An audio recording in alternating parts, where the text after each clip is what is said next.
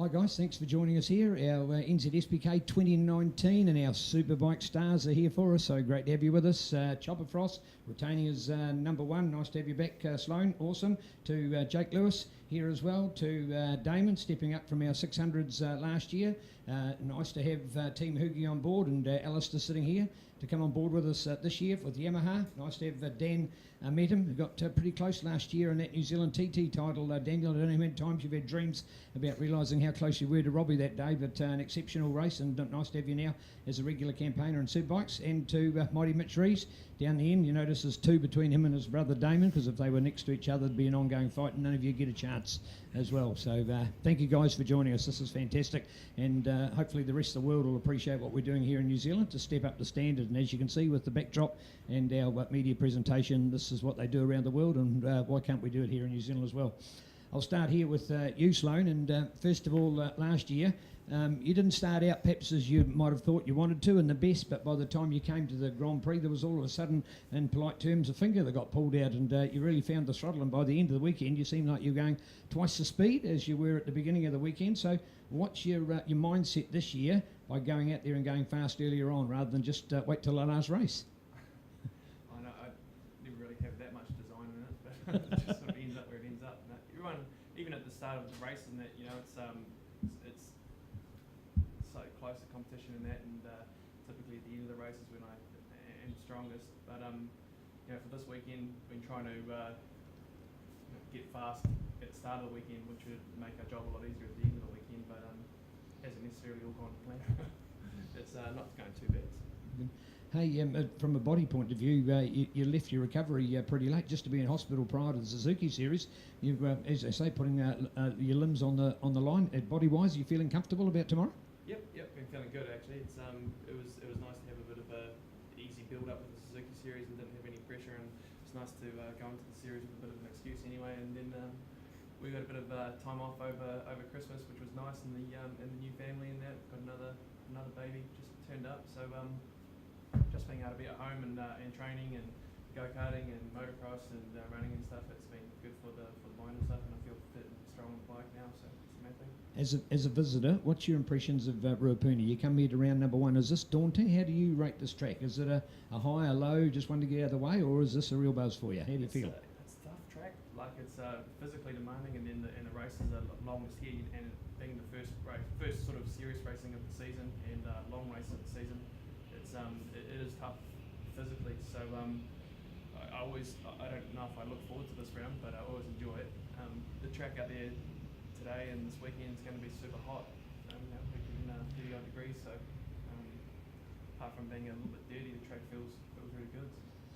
In fact, as setting up a team, and any good team person to do, you need a second bike, and you lost your second rider, and all of a sudden there was this guy called Brad Grimbridge, who's come from a total moto background as being a cross-country champion and Giro champion and a motocross star, as we know, what he's achieved in his time. First of all, what's it like having a guy like that that's, as you might as well say, off the street in your team? It's just fun having Brad around whenever he's around. And the difference with Brad and some of the other riders and that I've sort of been with, and he's just got such a good attitude and nothing's ever a problem, and you know, on the bike and that, he's just an amazing rider, you know, right, like for everywhere. So in the way that he's been able to adapt to the Superbike, and he just soaks everything up, and he listens, and he changes things, and he's really enjoyable to work with, and obviously with the relationship that he's already got with Suzuki, it's made it really easy. And now I'm a bit worried. He was following me around in practice, and I could hear him behind me, and I was like, I could just see how it's all going to go wrong, and like next year he starts beating me. So yeah, that's fun. Okay, nice words. Jake, how are you back home, mate? This is Ruapuna, but on board with the whole new team with Yamaha. Yeah, I should do. Yeah, definitely. No, it's a pretty awesome opportunity with Yamaha New Zealand, and to be back on a Superbike is pretty cool. But yeah, to race here at local circuit is pretty awesome. Have family and friends all around, but to be honest, not one of my favourites. But but yeah, still it's always good fun to get out here and race a Superbike. You can't complain. So for you, has this been the ultimate? When you've started, I've seen you riding things like an Aprilia RS125 and super stock 150s and everything else along the way to get to here. Is this now up the ladder? Is this where you wanted to be all the time? And now that you've got here, is it the dream you're after? Yeah, absolutely. You know, right from when I was little on the dirt bike or the 150, as you say, you always aspired, you know, looking at Andrew Stroud or whoever it may have been at the time, riding Superbike, you're like, yeah, I want to be there one day, definitely. You know, you always want to look at MotoGP or anything like that, but New Zealand Superbike is pretty, yeah, it's a lot of fast riders here, as you can see, and I think any of us can go overseas and do a pretty good job, as most of these boys have all done, so yeah, absolutely. All right, so all of your world junior racing and that fantastic title that you won from those years ago took you to all of those tracks around the world, and you come back to little old Ruapuna. Does that put a smile on your face to be here for your home track? Because these guys are all the visitors. Remember, you got one on them. Yeah, absolutely. No, it is cool to come back to New Zealand and be a part of the New Zealand Superbike Championship. It's everybody just gets on so well, and you know, everyone wants to talk and just have fun and enjoy riding their motorbikes, which is what it's all about, really. It's you know, still here to do a job and be serious, but you know, there's a lot of fun at the same time and good joking around with the boys. Yeah. Demon Damo, hey, this is where it's happened for you on a 600. Any reason why it can't be any different on a Superbike? Can you come out and have a debut win at this event tomorrow? Oh, that'd be the dream. Yeah, I mean, everything's gone so far this weekend really well. Today went well. We made some real good headway with the bike, and yeah, I'm feeling really good. I really do like this place. It's rough and bumpy in a couple of areas, but it's no worse than Wanganui. So it's a really cool place to come and race, and to be honest, it's not too much from Taupo in terms of how different it is with how long it is and a lot of tight, twisty corners. So I sort of feel a little bit more at home because I like Taupo. So yeah, the weekend should be good. Right, indeed. Everybody talked about it. The massive crashes that you've had along the way, and your path through last year was one to knock yourself around. How are you and the body feeling for racing tomorrow? The body's all right. I took a big fall at Manfield in the Suzuki Series, and I'm still recovering from a broken collarbone, so it's strapped up at the moment, and I'm dealing with a bit of pain. But for the shorter race, Saturday should be fine, but I'm certainly going to struggle a little bit in the Sunday races. But if I can pull finger enough and maybe make a gap, I might be able to do something. But we'll just see what happens, and I'm looking forward. Like I said, I'm looking forward to the weekend. It's going to be good. Awesome, Damon. Nice to have you with us. Well, Alistair, like Jake, it's this dream, it's this new team on board, and it's a new bike for you, but you're here on your favourite track. You've got two good doubles as well. How are you feeling? Yeah, it's pretty cool. I'd probably be sitting down helping James if it wasn't for Yamaha this year. So yeah, it's absolutely awesome to go out and thrash someone else's bike. So yeah, it's a big thanks to Yamaha. But yeah, home track. So yeah, I only live like 8 minutes away. So I've done a few laps around here, and it's Tri Series we Suzuki Series we struggled a wee bit, but it's coming to my home track. I know what I want out of the bike. So today I'm really happy. I'm looking forward to the weekend. So. Yeah, I can't wait for all the transponders to come out and see how everyone else is going. Yeah, exactly. Yeah, then all the stories, all the real stories come out, don't they? This is sort of a dream come true for you now to be at the status. You rode very well on a bike that was a little different to everybody else's last year, and to please the BMW, we've just seen what Pete Hickman can do on one. So there's nothing wrong with the bike, that's for sure. But now that you're back on the Yamaha, is that mainstream? Is that a comfort zone? How does it feel with you and the bike here on Ruapuna? Yeah, I've been pretty lucky to ridden most of the bikes in the field now. It'd be nice to do sort of a couple of years in a row on a bike instead of swapping and changing, but things happen. You can't stick with the same bike for 1 year, but yeah, like I said, I'm happy to be riding, really happy to be riding the Yamaha with the factory support, and it's every bike's got their little strengths and weaknesses, and Dunlop this year is sort of I ran them on the 600 a few years ago, but again, just getting up to speed on the Dunlops again, and that's a whole other learning curve. But today, my times were, I'm pretty happy. So I'm looking forward to tomorrow. So. Good stuff. So is the first prime aim to beat James, and then whoever is after James is a bonus? Is that number one in the Hugenboozem family? Yeah, got to have rights around the dinner table. But James is riding really well as well for someone who's doing sort of pretty much all by himself. He's doing awesome. But he started so well in the series last year as well. If he can just continue with that, he'll be great. Yeah, he's a good rider. He's everyone out there's doing a good job. Yeah. But always want to beat that person in front of you. So yeah, we'll do what we can. Hey, when we look at this whole table, we go back a few years, and Sloane Frost was just this new young kid that had come along to race superbikes, and now look at him. No offence, but he's probably got a couple of years on the rest of you guys. So nice to see it. He's got most of his hair still, so good to see. This is a new young generation. Daniel, welcome to Ruapuni. You're another visitor here as well. What's it like for you? Yeah, it's good. It's always a bit hard coming down here once a year, but I do like the track. It's got quite a nice flow and had some good results here last year. So yeah, just trying to build on that today and hopefully go out tomorrow and have a good day. So that race at the TT that we did that little bit of a quip about before was just an outstanding one. But hey, that's Hampton Downs, and that's a track you've done more laps around than this. So is it the fact that it's a different kind of track? Do you feel you can adapt and do that kind of performance here like you did at Hampton Downs last year? We'll have a go. The track's obviously a bit different to Hampton Downs. It's a bit more similar to Taupo, like Damo said, but it does flow and it's a little bit bumpy like the streets, which I quite like. So yeah, it's definitely one of the tracks I enjoy.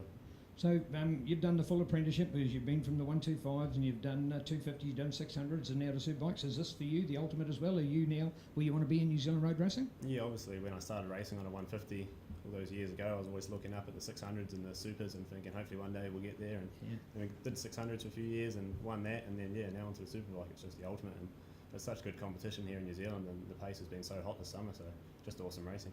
All right, so what's the strategy for you this weekend? Dennis Charlotte in the previous press conference talked about the fact that finishing's the most important things here. The wins will just come as a bonus afterwards. Is that your mentality, or how are you going into it? What's your preparation? Yeah, obviously you want to get free finishes in the race weekend. You know, no points for crashing, so but you don't want to be too far down as well. So you want to get points and be as close as the front as you can.